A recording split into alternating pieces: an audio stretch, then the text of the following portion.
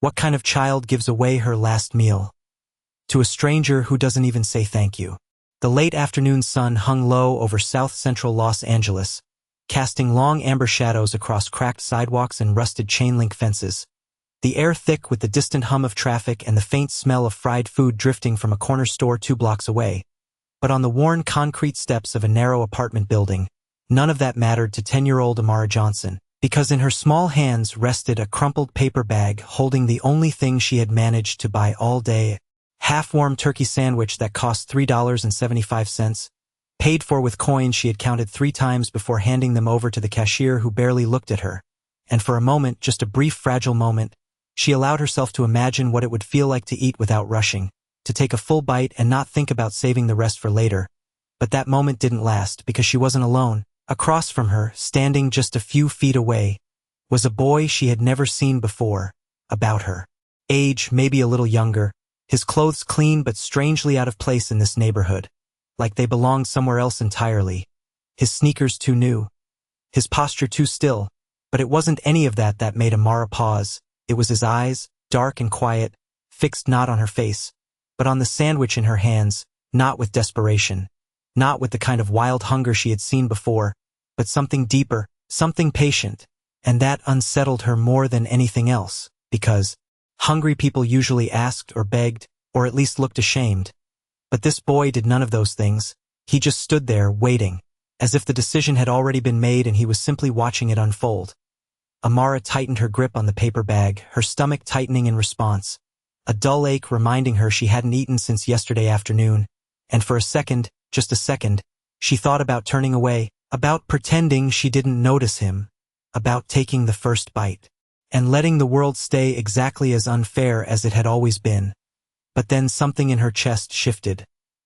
Memory she couldn't ignore, cold nights, empty stomach, the feeling of being invisible, and before she could talk herself out of it, she slowly opened the bag, pulled the sandwich out, and without looking directly at him, broke it in half, the bread tearing unevenly, crumbs falling onto her lap, and she extended the larger piece toward him, her hand steady even though her chest wasn't.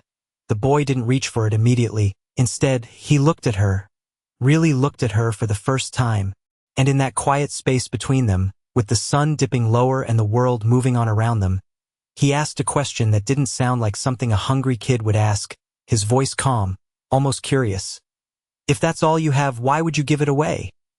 And for the first time since she sat down, Amara hesitated, not because she didn't know the answer, but because she did, and somehow, saying it out loud made it feel heavier than the hunger she was trying to ignore.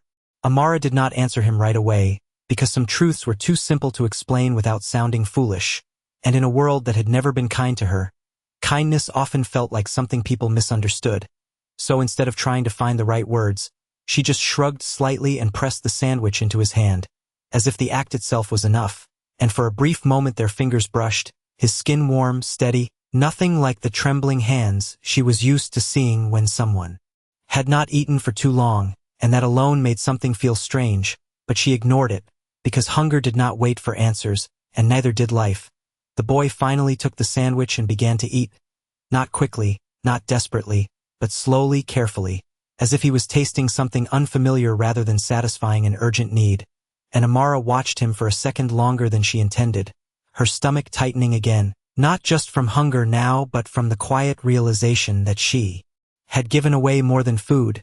She had given away the only control she had over her day, and when she finally looked down at the smaller half still in her lap, she knew it would not be enough, not for tonight, not for what waited upstairs. The sky was already dimming into a pale gray blue as she stood up, brushing crumbs from her worn jeans, her body lighter in a way that did not feel good, and without another word, she turned and walked toward the narrow stairwell leading to her apartment. The boy did not follow, did not call after her, and that silence lingered behind her like something unfinished.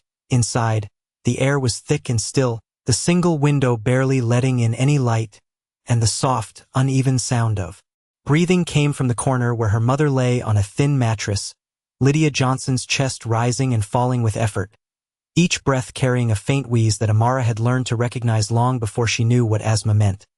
A plastic inhaler rested beside her, nearly empty, its label worn from use, and on the small wooden table next to it sat a folded receipt from the pharmacy, the numbers circled in pen, 28,401. The converted cost of medication that might as well have been a fortune in their current reality. Amara paused at the doorway, her hand tightening into a fist as she looked at it, because that number had followed her all day, echoing in her mind every time she counted her coins, every time she considered skipping lunch to save a little more, and now it sat there, unchanged, waiting. While her pocket held nothing, not even a single coin, she stepped inside quietly, placing the empty paper bag on the table as if it still held something valuable, and her mother stirred slightly, her eyes opening just enough to find her daughter's face. "Did you eat?" Lydia asked softly, her voice thin but warm, and Amara forced a small smile, the kind she had practiced so many times it came naturally even when it should not. "Yes, Mom, I did," she said, her voice steady, because telling the truth would not change anything, and she could not afford to add worry to the list of things her mother carried. Lydia nodded faintly, satisfied, and closed her eyes again, trusting her, always trusting her, and that trust settled heavily in Amara's chest as she turned away, walking to the sink where a single glass sat. Chipped at the rim, she filled it halfway with water and drank slowly, letting it sit in her stomach as if it could replace what was missing. But it did not, it never did, and as the room grew quieter, the faint sound of sirens far in the distance blending with the steady hum of the city, Amara leaned against the counter and closed her eyes for just a second, telling herself she would figure something out tomorrow, that she always did, but somewhere deep down, beneath the determination she clung to, there was a quiet, undeniable truth. Tonight, she had nothing left to give, and yet somehow, she already had. Sleep did not come easily that night, not because the room was loud, but because it was too quiet, the kind of quiet that made every small sound feel louder than it should be. The ticking of the old wall clock, the uneven rhythm of her mother's breathing, the faint hum of electricity running through a flickering light bulb, and as Amara lay on the thin mattress beside her mother, her eyes open to the dark ceiling above, her stomach ached in a steady, hollow way that water could not fix. But hunger was not what kept her awake. It was the question the boy had asked, the way he had looked at her, as if he had not expected the answer but had already decided something about her anyway. And that feeling lingered, unfamiliar and heavy, like she had been seen in a way she did not understand.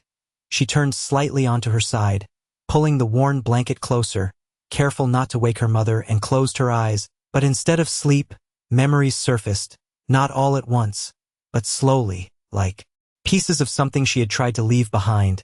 A colder place, a different building, white walls and narrow beds lined up too close together, the smell of disinfectant and stale air. The nights when she had counted the hours until morning because the hunger felt sharper in the dark, and the way she had learned not to cry because it did not change anything. Those days had taught her something simple but unshakable, that being hungry was not just about food. It was about being unseen, unheard, and forgotten, and she had promised herself, even at that age, that if she ever had something, even something small, she would not pretend not to see someone else in that same place. The memory faded slowly, replaced by the present, the soft sound of her mother shifting slightly beside her. A quiet cough that made Amara sit up instinctively, reaching for the inhaler on the table. She checked it again even though she already knew it was nearly empty, turning it in her hands as if there might be more left if she looked closely enough. But there was not. The label was clear, almost used up, and the number on the receipt flashed again in her mind, 28,401. A number that felt larger the more she thought about it. She set the inhaler back down carefully and glanced toward the window, where a faint glow from a distant streetlight barely touched the edge of the room, and for a moment, she allowed herself to imagine something different. A place where she did not have to choose between eating and helping, where giving something away did not mean losing everything else. But that thought felt too far away, too fragile to hold on to, so she let it go, just like she had let go of the sandwich. And as she lay back down, her body finally beginning to surrender to exhaustion, there was one last image that stayed with her, the boy standing there, not begging, not grateful, just watching, as if he had been searching for something he could not name, and somehow, without meaning to, she had given him an answer, though she was not sure what the question had been. Outside, far beyond the narrow streets and quiet buildings of her neighborhood, black vehicles moved silently through the city, their presence barely noticeable to anyone who was not looking for them. But inside one of them, a screen glowed faintly, replaying a short piece of footage over and over again. A small figure sitting on concrete steps, breaking a sandwich in half, offering it without hesitation, and each time the image looped, the man watching it leaned back slightly in his seat. His expression unreadable, his fingers resting still against the armrest, as if the simplicity of the moment had disrupted something far more complex than it should have. And though Amara could not see it, could not know it, the choice she had made in that quiet afternoon had already begun to move through a world far beyond her own. A world where nothing was given freely, and everything had a cost. The morning came quietly, the kind of pale gray light that slipped through the thin curtain without asking permission, settling over the small apartment as if it had always been there, and for a moment, everything looked softer than it really was, but reality returned the second Amara opened her eyes, the dull ache in her stomach still there, the weight of yesterday not gone but waiting, exactly where she had left it. She sat up slowly, careful not to disturb her mother, whose breathing was still uneven but calmer than before, and for a few seconds, Amara just listened, counting each breath without realizing it, as if making sure they were still coming, still steady, still enough. Then she reached for the inhaler again, turning it in her hand, pressing it lightly just to feel the resistance, and when she placed it back down, she did it with more care than before, as if it were something fragile that could not be replaced, because it could not. She stood and moved toward the sink, splashing a little cold water onto her face, the chill pulling her fully into the day ahead, and just as she was about to step back, a sound drifted in from outside, low at first, almost easy to ignore, but different from the usual morning noise, not the distant buses or neighbors talking, but something smoother, heavier, engines that did not belong to the street below. Amara paused, drying her face slowly as she walked toward the window, her fingers pushing the curtain aside just enough to see, without being seen, and what she saw made her hesitate. 3 black vehicles lined along the curb, polished in a way that stood out against the worn buildings around them. Their windows dark, their presence quiet but unmistakable, and beside them stood men in clean suits, not talking much, not moving unnecessarily, just watching, observing, their attention moving from one building to another like they were searching for something specific, something important. Amara's chest tightened slightly, not from fear exactly but from the instinct that told her this did not belong here, that this was something else, something larger than the street she knew.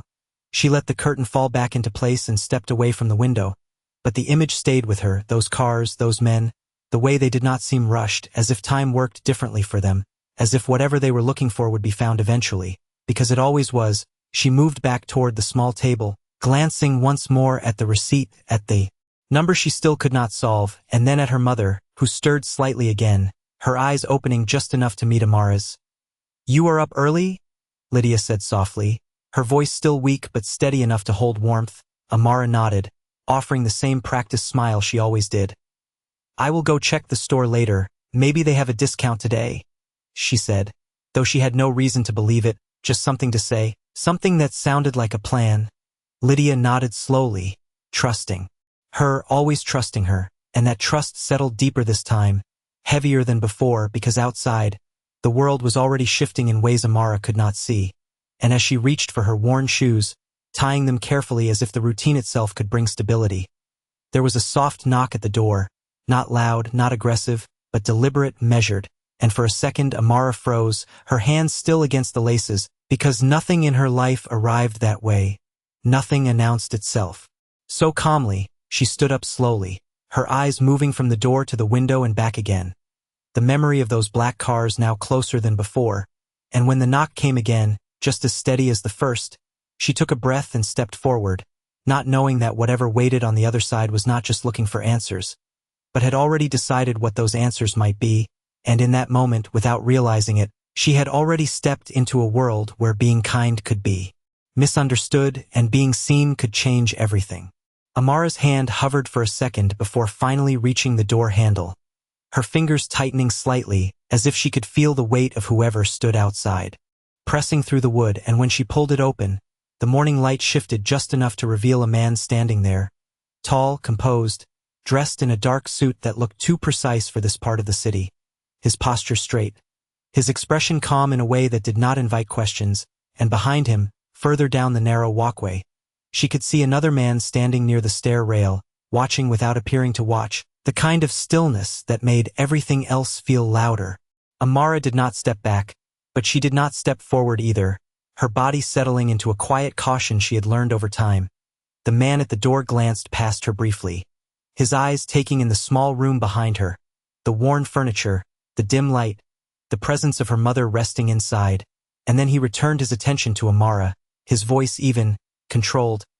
"Good morning, we are looking for someone," he said, not asking, not explaining, simply stating, and Amara felt something shift. Inside her chest, not fear exactly, but the awareness that this conversation already had a direction she did not control. "I do not know anyone," she replied quietly, her voice steady even as her fingers tightened slightly against the edge of the door. The man paused for just a fraction of a second, as if measuring the space between her words and what he already believed. Then he reached into his coat and pulled out a small device, tapping it once before turning it toward her. The screen lit up. With an image, clear, unmistakable, it was the boy from yesterday, standing exactly where she had been sitting, the moment frozen just before she handed him the sandwich, and Amara felt her breath catch for the smallest moment before she could stop it. Her eyes flickering to the screen and then back to the man, and that was enough, not a confession, not even a word, but enough because the man's expression did not change, yet something in his posture did, a subtle confirmation. "You have seen him," he said, still calm, but no longer searching, now certain, and Amara swallowed, her mind moving quickly, not to hide the truth, but to understand why it mattered. "He was just here yesterday," she admitted, because there was no reason to lie, not about something so simple. "He looked lost," she added, the words slipping out naturally, the way she had understood it at the time. The man watched her carefully, as if weighing not just what she said, but how she said it, and then, almost gently, he asked, "What did you give him?" The question hung in the air longer than it should have, because it was not the kind of question people asked about lost children.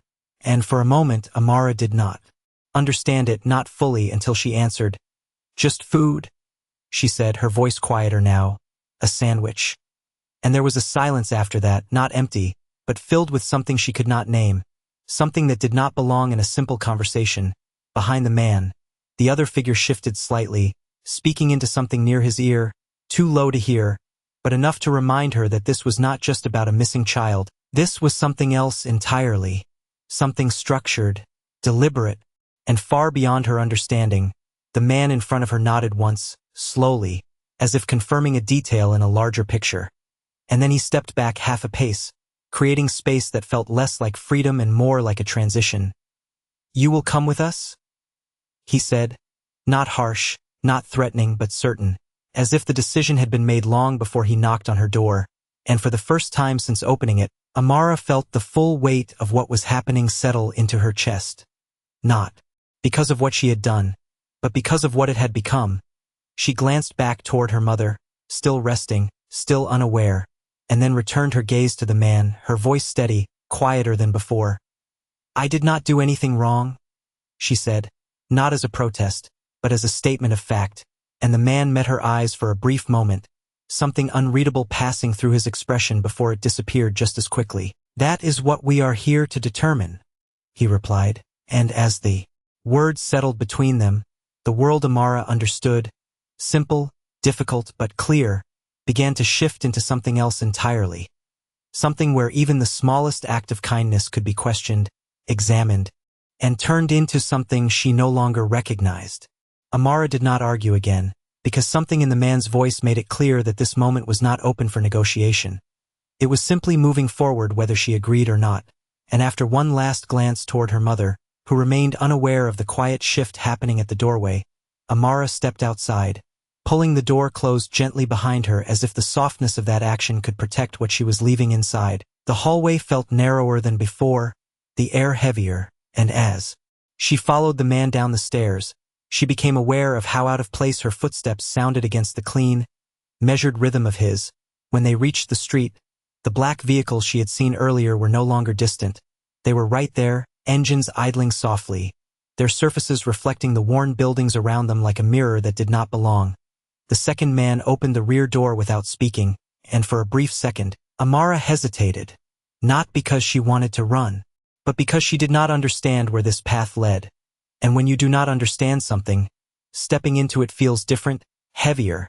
But she moved anyway, sliding into the seat, the interior cool and quiet, the door closing with a soft, final sound that seemed to separate her from everything she knew.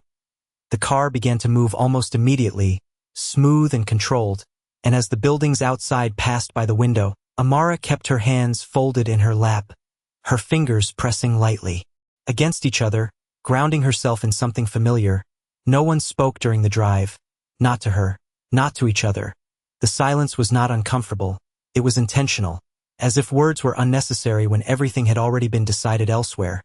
After several minutes, the streets began to change, the narrow, crowded blocks giving way to wider roads, cleaner sidewalks, buildings that stood taller and quieter, until finally the car slowed and turned into a long driveway lined with trimmed trees and polished stone.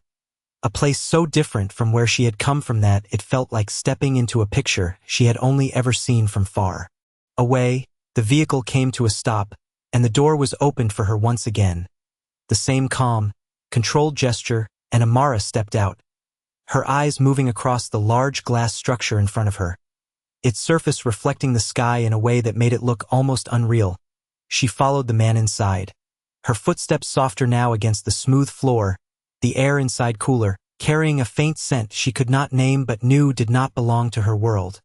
They moved through a wide hallway where everything seemed placed with purpose, nothing out of line, nothing unnecessary, until they reached a room that felt smaller, more contained. The man gestured toward a chair, and Amara sat, her posture straight, her eyes steady despite the unfamiliar surroundings. The door closed quietly behind her, and for a moment, she was alone, not completely, but enough to feel the shift again, the sense that she had crossed into something she could not step back from. Then the lights adjusted slightly, not brighter, just focused, and a screen on the wall flickered to life, showing the same image she had seen before, the boy, the sandwich, her hand extending, and as the footage played in silence, repeating that small moment again and again, Amara watched it too, seeing it now from the outside, as if it belonged to someone else, and in another part of the building, far from the small room where she sat, Daniel Kong stood behind a glass wall, his hands resting lightly against the surface, his expression calm, controlled, but his eyes fixed on the screen with a level of attention that went beyond routine, because in his world, nothing happened without reason, nothing was given without expectation, and yet what he was watching did not fit into any pattern he understood. A child giving away her only food without asking for anything in return. It did not align with logic, it did not align with experience, and so, instead of accepting it, he questioned it, his voice low as he spoke to the man beside him. She knew who he was, he said, not as a guess, but as a conclusion, and the man beside him nodded slightly, not in agreement, but in acknowledgement of the assumption, and as the footage continued to play, Daniel Kong did not look away, because somewhere beneath the certainty he had built his life on, something had begun to shift, something small, but persistent, like a crack forming in a surface that had never been tested before. The door opened again without warning, but this time it was not the man from before who entered. It was someone older, composed in a different way, his presence quieter but heavier, as if the room adjusted itself around him rather than the other way around. He carried no visible authority, no raised voice, no harsh expression, and yet the moment he stepped inside, the space felt smaller, more focused. He pulled a chair across from Amara and sat down slowly, his movements deliberate, his eyes studying her not like someone searching for guilt, but like someone trying to understand something that did not make sense. For a few seconds, neither of them spoke, the screen behind her still replaying the same moment in silence, over and over again, until finally, the man leaned forward slightly, his hands resting together.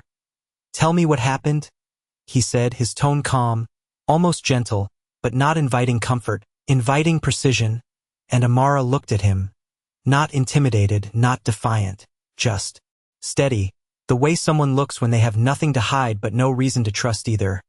"He was standing there?" she began, her voice quiet but clear. "He did not say anything, he just looked at the sandwich." She paused briefly, as if replaying it in her own mind. "So I gave him half," she finished, simple, direct, without embellishment. The man listened without interrupting, his expression unchanged, but his eyes narrowed just slightly, not in suspicion, but in focus. "Why?"